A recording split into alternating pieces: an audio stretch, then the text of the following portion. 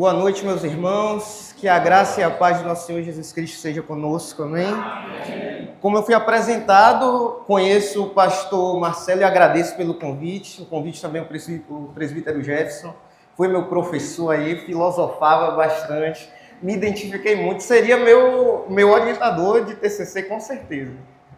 E muito obrigado, pastor Marcelo, e à igreja por estar me recebendo aqui, tá?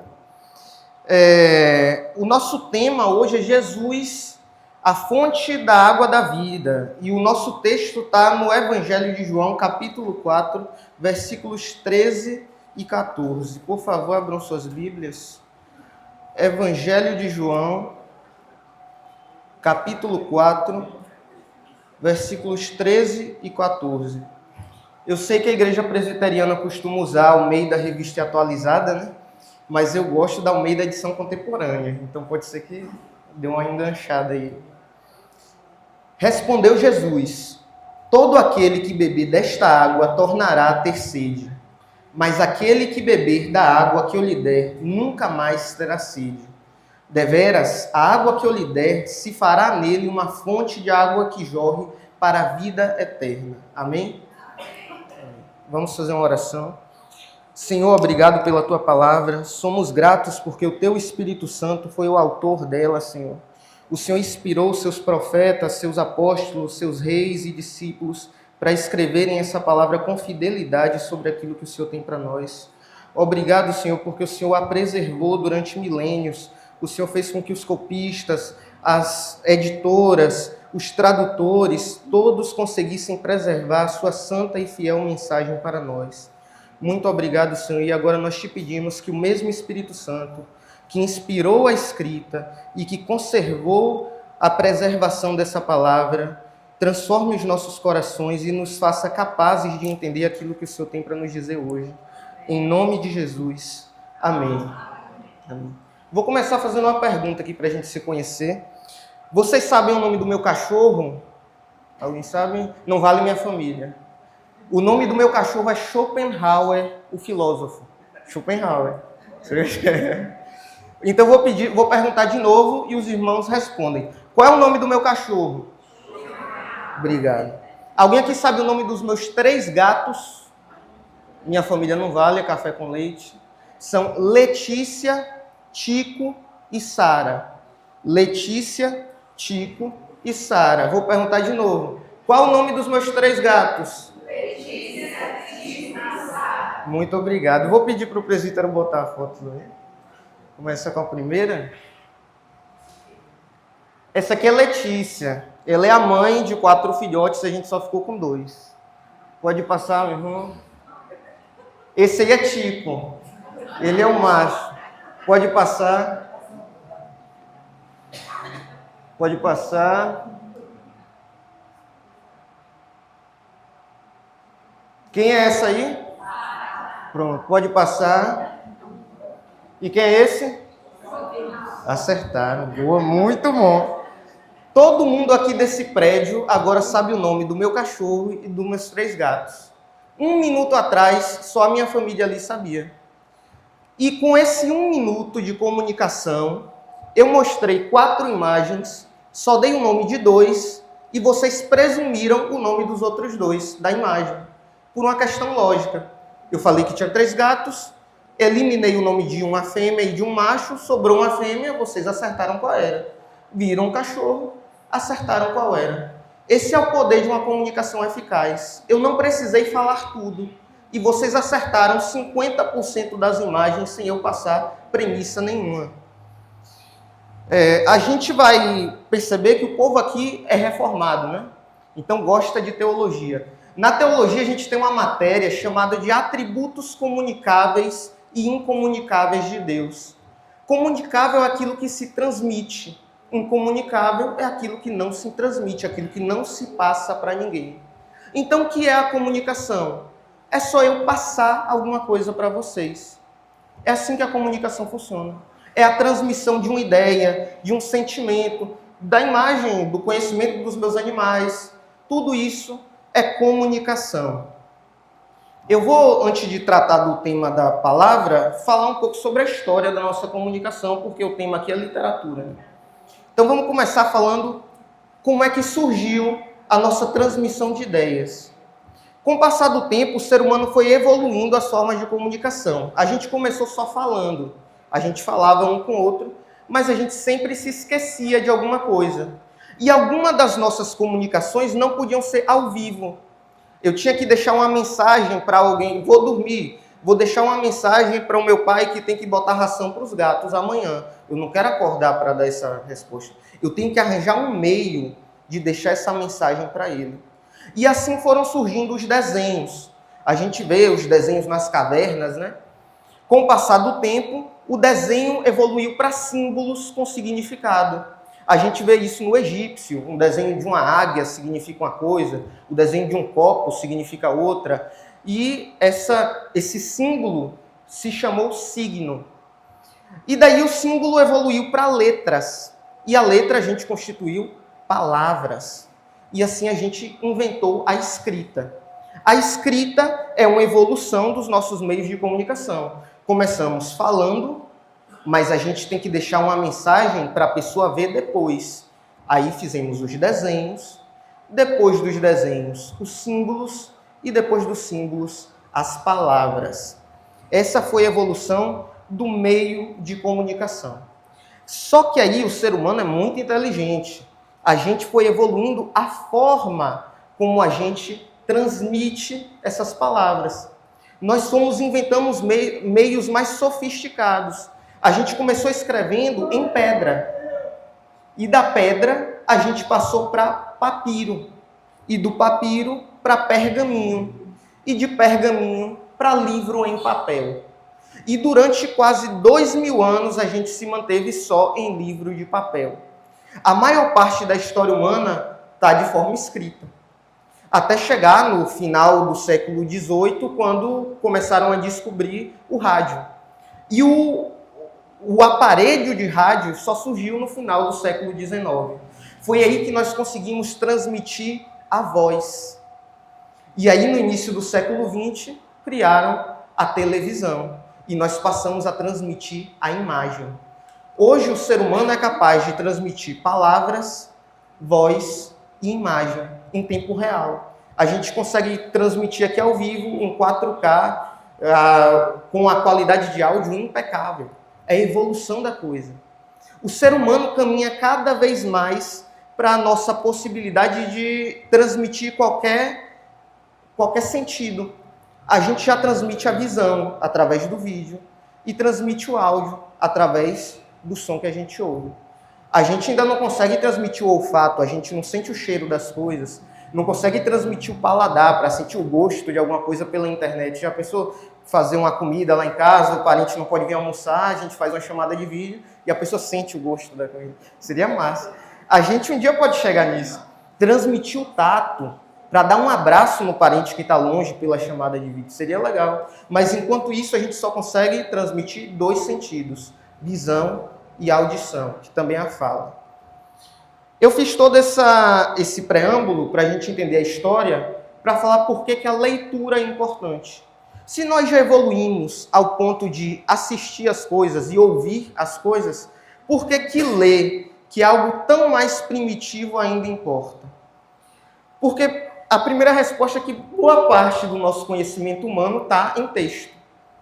A gente passou 2000 anos só com texto. E tudo que se pode produzir de vídeo e som hoje, só tem o quê? Uns 30, 40 anos que se popularizou. A fita VHS, cada família fazia um vídeo por ano, né? Geralmente no Natal ou aniversário de alguém. Então não é algo que contém o conhecimento humano ainda. O texto ainda tem a maior parte da nossa história. Segundo motivo é que a qualidade geralmente está mais no que está escrito. Escrever dá trabalho. Então, geralmente, a gente só escreve o que é importante, né? A gente, quando quer falar alguma besteira, manda áudio no WhatsApp, não fica digitando. A gente olha o TikTok, os vídeos de 30 segundos tem só dancinha, tem coisa besta, meme. Enquanto se a gente lê um poema de 30 segundos, a gente lê um Fernando Pessoa. Em 30 segundos, em texto escrito, contém muito mais valor do que 30 segundos no audiovisual. A gente consegue perceber a importância da leitura ainda nesse ponto. Agora, vocês nunca vão ouvir falar de mim, nunca vão ouvir da minha boca o seguinte, leiam O Senhor dos Anéis, ou leiam as Crônicas de Nárnia e não assistam o filme. Eu falo, leiam O Senhor dos Anéis, leiam as Crônicas de Nárnia e assistam o filme. Porque são experiências completamente diferentes.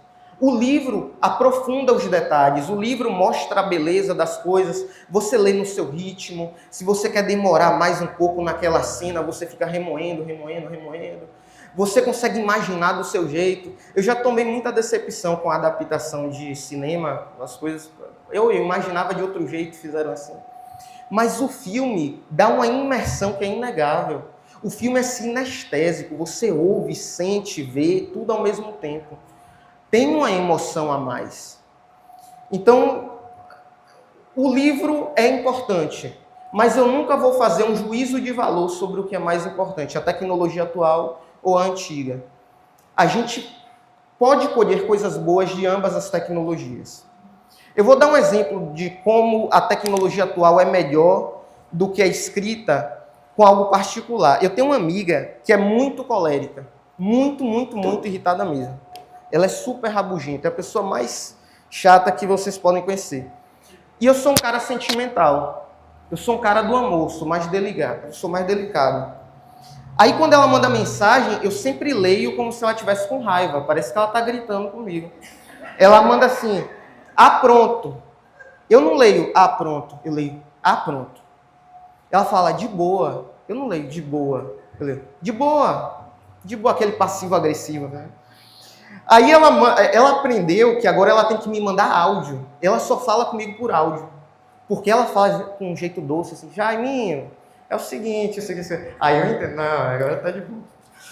Então, quando ela fala por texto, existe um ruído que é da minha mente. Eu crio um ruído para aquela mensagem, porque eu falo, ela tá pistola. Ela mandou essa mensagem pistola. E ela precisa usar a tecnologia atual, do áudio, para eu entender que ela está falando com amor, está falando com docinho. É uma coisa muito diferente, porque existem autores que conseguem explicar muito bem, fazer a gente entender tudo que eles estão falando. Por exemplo, Dostoiévski. Os livros de Dostoiévski são dessa grossura aqui. Tem quase 1000 páginas, a maioria deles. Dostoiévski passa 4 páginas só descrevendo uma parede, descrevendo a aparência dos personagens e tal. Dostoiévski é capaz de fazer você sentir o cheiro quando você lê o livro. Ele fala, eu me sentei à mesa e o jantar tinha um cheiro de não sei o quê, com não sei o quê, com não sei o quê. Você sente. Ele descreve muito bem. Mas minha amiga não é Dostoiévski. Minha amiga não consegue falar isso. Então, há um uso bom para a nossa tecnologia atual. E é muito mais importante do que a leitura nesse caso. Usos específicos. A gente não pode desprezar as outras coisas. Porque Dostoiévski consegue transmitir essas ideias através do texto. Minha amiga não consegue. A comunicação de Dostoiévski faz a gente absorver tudo que ele quer passar. A minha amiga não consegue me fazer absorver que ela está tranquilinha. Porque na minha cabeça ela está sempre irritada. Essa palavra, absorver, é muito importante nas nossas vidas. A comunicação é uma transmissão, seja de ideias, seja de pensamento, seja de conceitos, seja de sentimentos. E todo receptor precisa absorver isso que está sendo transmitido. Nós estamos o tempo inteiro tentando absorver as coisas ao nosso redor. Nós temos 5 sentidos muito apurados, o tempo inteiro recebendo tudo quanto é estímulo, tudo o que está acontecendo. O barulho do ar-condicionado, a temperatura a gente está sentindo, o que eu estou falando, todo mundo está ouvindo, enxergando, o cheiro. Nós estamos o tempo inteiro captando tudo o que está ao nosso redor e tentando absorver. Só que o nosso coração também tem a necessidade de absorver o máximo da nossa vivência. Não é algo só, como é que eu posso dizer, algo simpático do nosso corpo. Não é algo autônomo, algo que a gente não tem controle, é algo que a gente anseia, é algo que a gente tem vontade. Está cada vez mais difícil a gente ficar parado em um lugar, né, sem conseguir fazer nada. sem conseguir ficar alheio a tudo que está à nossa volta. A gente está o tempo inteiro tentando absorver essas coisas. Vou tomar uma aguinha aqui, porque...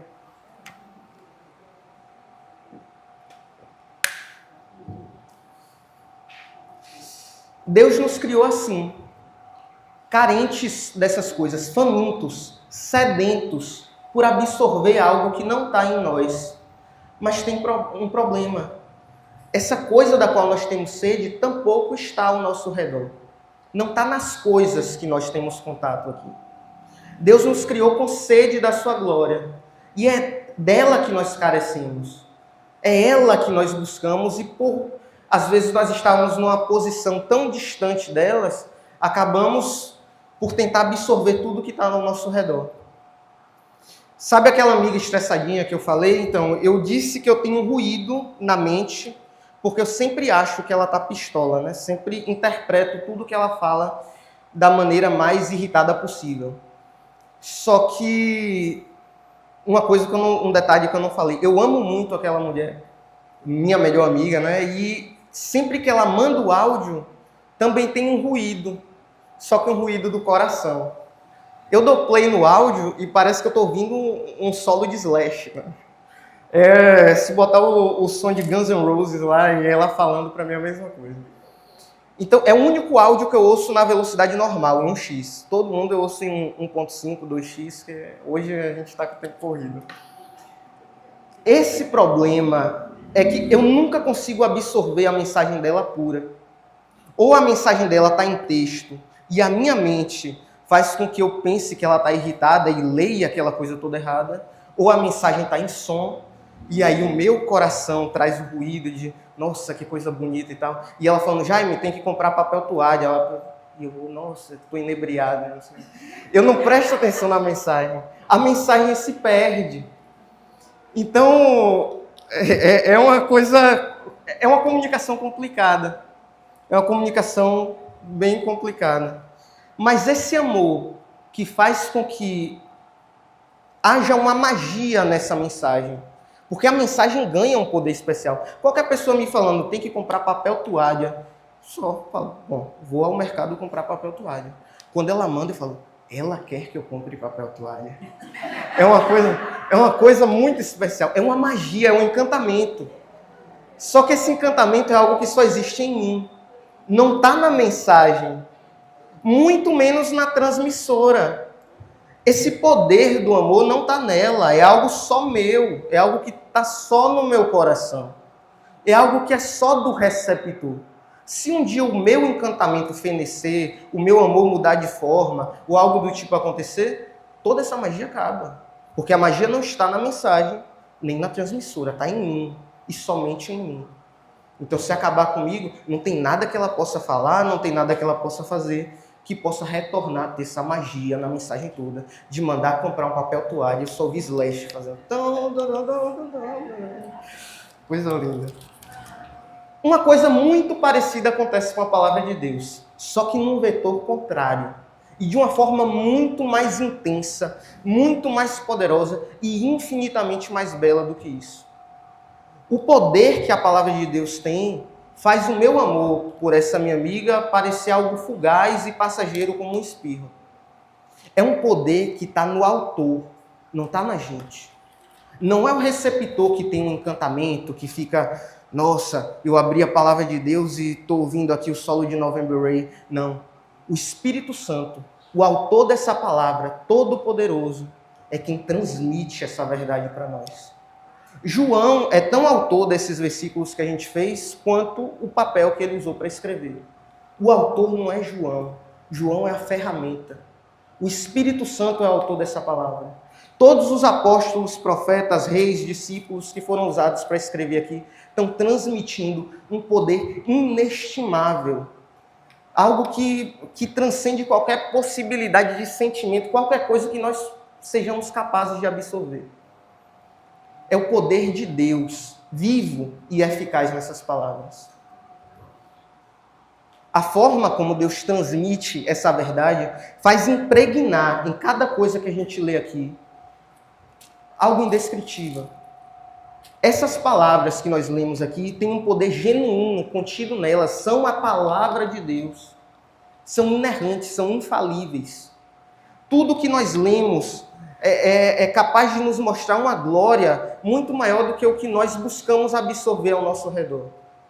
Toda a nossa tentativa de absorção, eu falei, a gente está o tempo todo ouvindo, vendo as coisas, sentindo o cheiro, o tato, nada disso se compara quando nós lemos a Bíblia.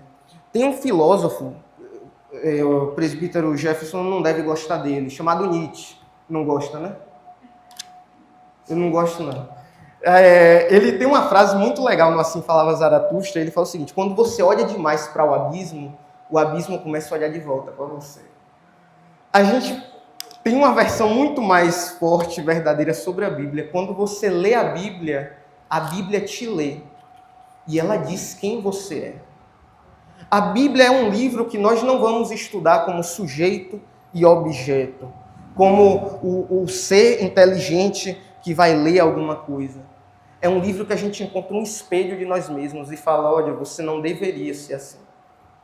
É um livro que tem o poder de te trazer à vida, de te resgatar de dentro de si mesmo, te transportar para fora.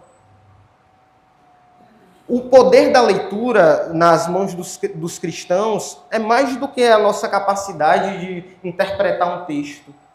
É a nossa capacidade de nos conectar com a fonte da água viva. Jesus Cristo é a fonte da água que jorra para a vida eterna. Jesus Cristo é a fonte da água viva. E qual outro lugar que nós vamos nos encontrar para poder absorver Cristo? Nós não temos onde absorver Cristo a não ser na palavra dele. Só que a palavra dele é tão poderosa, tão maravilhosa, o Espírito Santo usa de maneiras tão multiformes, que nós somos capazes de entender até o eco dessa palavra. A palavra de Deus ecoa nas músicas, nos louvores que nós cantamos, ecoa em filmes, o filme das Crônicas de Nárnia, ecoa nos livros que a gente lê. A palavra de Deus pode ser refletida de várias formas, contanto que não seja deturpada. A palavra de Deus é poderosa e nós devemos o tempo inteiro em que estamos absorvendo as coisas do mundo, tentar absorver isso. É quando a gente está lá assistindo um jornal e vendo o que está passando na atualidade, a gente vê, olha, isso tem um reflexo da palavra de Deus. A gente tentar essa conexão com a palavra. Quando a gente está lendo um tweet, hoje o tweet é mais uma conexão com a Babilônia do que com algo divino, né? Mas se a gente encontrar algo útil, algo edificante, a gente fazer essa conexão. E quando nós não conseguirmos fazer essa conexão, através das coisas que nós lemos, nós devemos fazer através das coisas que nós transmitimos. Nós somos um eco da palavra de Deus. A literatura cristã é mais do que a gente pegar um livro de um autor cristão e ler para poder nos tornarmos leitores melhores, deixarmos de ser semi-analfabetos ou TQI 83, que é a média brasileira. A literatura cristã é uma tentativa de nos aproximar da fonte de água viva, de Cristo Jesus. É a fonte primária, a palavra de Deus, é dele que ela testifica. A nossa busca incansável por absorver a glória de Deus encontra a satisfação aqui, nessa palavra. Porque essa palavra tem um poder inestimável. Essa palavra é a boca do Espírito Santo falando conosco o tempo inteiro. Essa palavra é a revelação de Cristo para nós, todos os dias. Foi penoso o tanto que os nossos irmãos fizeram para que essa Bíblia chegasse a nós. O processo para manter as Escrituras fiéis, o processo para traduzir. Aqui no Brasil a gente consegue distribuir bem e facilmente, a gente tem até o trabalho dos Gideões, né, que consegue distribuir muito bem. Em outros países não conseguem. Então a gente tem que valorizar isso e ajudar quem ainda não teve acesso a essa palavra. Quando Jesus fala que ele é a fonte de água viva, a nossa resposta para ele é: eu quero beber. Eu quero beber dessa fonte. O único meio de absorver Jesus Cristo é através da sua palavra. Seja ela pregada, seja ela escrita, seja ela num vídeo no YouTube. Duvido muito que consigam fazer a palavra de Deus numa dancinha do TikTok, mas se um dia, absorver a palavra de Deus o tempo inteiro. O convite a vocês é esse, o convite para mim também, né? Eu me incluo, é isso. A gente buscar a palavra de Deus em todo canto e pregar a palavra de Deus em todo canto. Tem um pastor e teólogo que eu gosto muito, que é Iago Martins, que ele fala o seguinte: tudo nessa vida é uma grande desculpa para pregar o evangelho. Tudo é uma grande desculpa para pregar o evangelho. É anunciar a palavra de Deus. Nós temos a melhor notícia que existe, o melhor conhecimento que existe, que o nosso Deus redimiu todas as coisas, que Jesus Cristo reconciliou consigo todas as coisas do universo. A cruz selou esse pacto com Deus, nos tirou da inimizade com o Senhor, nós temos paz com Deus. Essa é a melhor notícia possível. Tudo nesse mundo deveria refletir isso. Tudo ao nosso redor deveria proclamar que Jesus Cristo venceu todas as coisas. Esse é o nosso trabalho. Quando eu falo que deveria, não estou falando assim, nossa, que chato, não estão fazendo isso. Nossa, eu deveria fazer isso. Não estou falando que os irmãos deveriam escrever livros. Quem tiver vocação para isso, escreva. Quem não tiver, trabalhe na sua vida sobre isso. Vamos proclamar da forma como nós pudermos a palavra do Senhor, proclamar que Jesus Cristo vive e o poder dessas Escrituras. Esse é o convite. Eu espero que os irmãos tenham compreendido bem, que a comunicação tenha sido eficaz. E me resolver nos ruídos. Muito obrigado, meus irmãos. Pastor Marcelo.